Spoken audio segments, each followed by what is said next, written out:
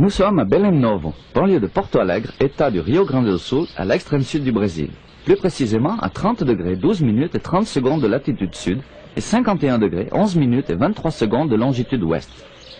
Actuellement, nous marchons dans une plantation de tomates et nous pouvons voir debout, devant nous, un être humain, en l'occurrence un japonais. Les japonais se distinguent des autres êtres humains par la forme de leurs yeux, leurs cheveux noirs et leurs noms caractéristiques. Le japonais en question s'appelle Suzuki. Les êtres humains sont des animaux mammifères, bipèdes, qui se distinguent des autres mammifères, comme les baleines, ou bipèdes, comme la poule, principalement par deux caractéristiques. Le téléencéphale hautement développé et le pouce préhenseur. Le téléencéphale hautement développé permet aux êtres humains d'emmagasiner des informations, de les mettre en relation, de les ordonner et de les comprendre. Le pouce préhenseur permet aux êtres humains un mouvement de pince des doigts. Celui-ci, à son tour, permet une manipulation de précision. Le téléencéphale hautement développé, allié à la capacité de faire un mouvement de pince avec les doigts, donna à l'être humain la possibilité de réaliser d'innombrables améliorations sur sa planète. Entre autres, de cultiver des tomates. La tomate, contrairement à la baleine, à la poule et au japonais, est un végétal. Plante de la famille des Solanacées, la tomate commença à être cultivée pour ses qualités alimentaires à partir de 1800. La planète Terre produit environ 61 millions de tonnes de tomates par an. Monsieur Suzuki, bien que travaillant environ 12 heures par jour, est responsable d'une partie infime de cette production. L'utilité principale de la tomate est l'alimentation des êtres humains. Monsieur Suzuki est un japonais, et donc un être humain. Cependant, Monsieur Suzuki ne plante pas des tomates dans l'intention de les manger. Presque toutes les tomates produites par Monsieur Suzuki sont livrées à un supermarché en échange d'argent. L'argent a probablement été créé à l'initiative de Gige, roi de Lydia, grand royaume d'Asie mineure, au 7e siècle avant Jésus-Christ. Jésus-Christ était un juif. Les juifs ont le téléencéphale hautement développé et le pouce préhenseur. Ce sont donc des êtres humains. Jusqu'à la création de l'argent, l'économie se basait sur l'échange direct. La difficulté d'évaluer la quantité de tomates équivalente à une poule et les problèmes de l'échange direct de poules contre des baleines ont été les motivations principales de la création de l'argent. Depuis le 3e siècle avant Jésus-Christ, n'importe quelle action ou objet produit par les êtres humains, fruit de la conjugaison des efforts du téléencéphale hautement développé et du pouce préhenseur, de même que toutes les choses vivantes ou non vivantes sur la Terre, tomates, poules et baleines, peuvent être échangées contre de l'argent. Pour faciliter l'échange de tomates contre de l'argent, les êtres humains ont créé les supermarchés. Madame Annette est un bipède, mammifère, catholique, apostolique, romain. Elle a le téléencéphale hautement développé et le pouce préhenseur. Par conséquent, c'est un être humain. Elle est venue à ce supermarché pour, entre autres choses, échanger son argent contre des tomates. Madame Annette a obtenu son argent en échange du travail qu'elle effectue. Elle utilise son téléencéphale hautement développé et son pouce préhenseur pour échanger des parfums contre de l'argent. Les parfums sont des liquides normalement extraits des fleurs et qui donnent aux êtres humains une odeur plus agréable qu'au naturel. Madame Annette n'extrait pas le parfum des fleurs. Elle échange, avec une entreprise, une quantité déterminée d'argent contre des parfums. Après quoi, Madame Annette fait du porte-à-porte pour échanger ses parfums contre une quantité un peu supérieure d'argent. La différence entre ces deux quantités s'appelle le profit. Longtemps interdit aux catholiques, le profit aujourd'hui est libre pour tous les êtres humains. Le profit de Madame Annette est inférieur à celui d'une entreprise, mais il est suffisant pour être échangé contre 1 kilo de tomates et 2 kilos de viande, en l'occurrence de porc. Le porc est un mammifère, comme les êtres humains et les baleines, cependant quadrupède. Il sert d'aliment aux japonais, aux catholiques et autres êtres humains, à l'exception des juifs. Les aliments que Madame Annette a échangés contre de l'argent, lui-même échangés contre des parfums extraits des fleurs, seront totalement consommés par sa famille en l'espace d'un jour. Un jour, c'est l'espace de temps que met la planète Terre pour effectuer un tour complet sur son axe. La moitié d'un jour, c'est midi.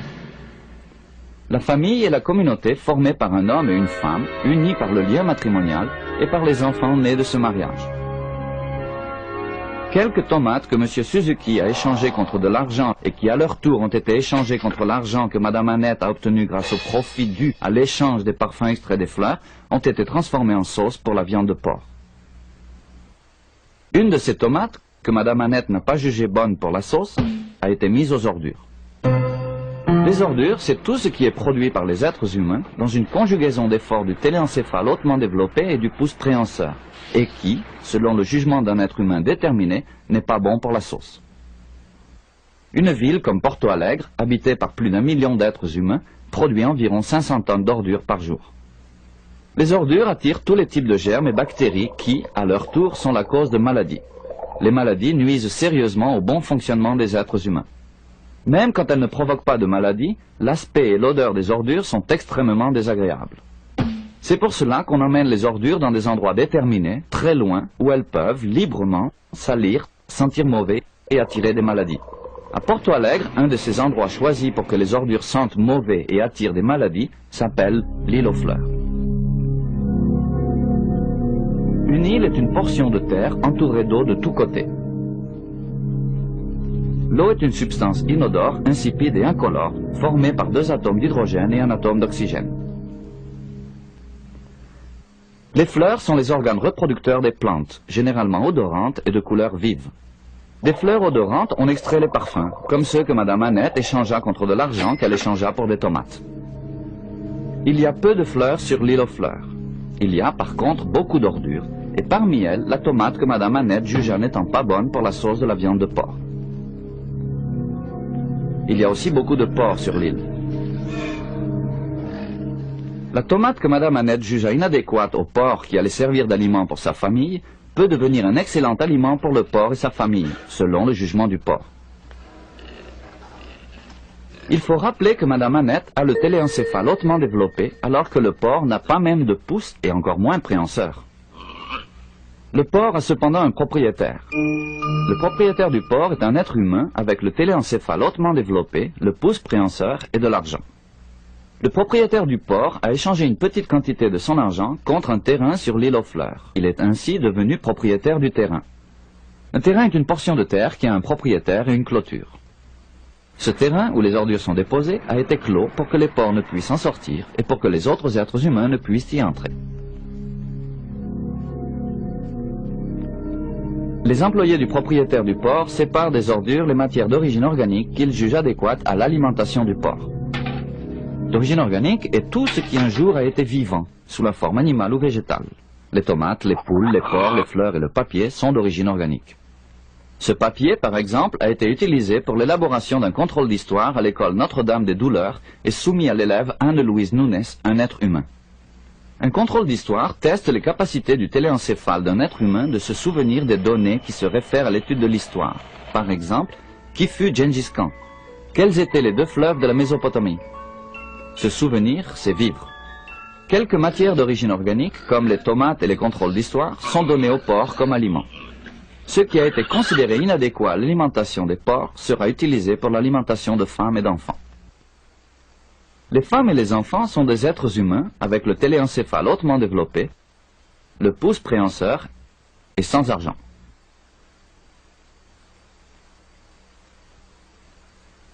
Ceux-ci n'ont pas de propriétaire, et pire encore, ils sont nombreux. Parce qu'ils sont nombreux, ils sont organisés en groupes de 10 par les employés du propriétaire du porc, et ont la permission de passer à l'intérieur de l'enclos. À l'intérieur de l'enclos, ils peuvent prendre tous les aliments que les employés du propriétaire du porc ont jugés inadéquats pour le porc. Les employés du propriétaire du porc ont stipulé que chaque groupe de 10 êtres humains a 5 minutes pour rester à l'intérieur de l'enclos afin de ramasser les matières d'origine organique. 5 minutes, c'est 300 secondes.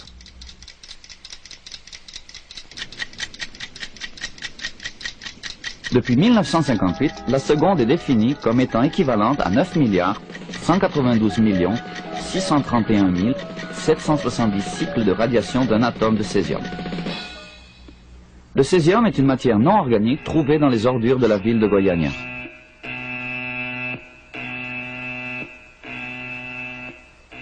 La tomate, plantée par M. Suzuki, échangée contre de l'argent avec le supermarché, échangée contre l'argent que Mme Annette a échangé contre des parfums extraits des fleurs, refusée pour la sauce du porc, jetée aux ordures et refusée par les porcs comme aliment, est maintenant disponible pour les êtres humains de l'île aux fleurs.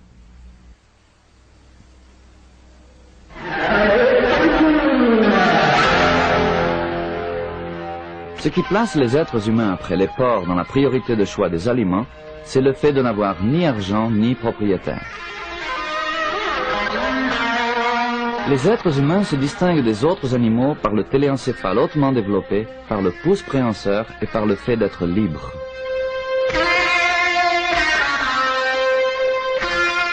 Libre est l'état de celui qui jouit de liberté.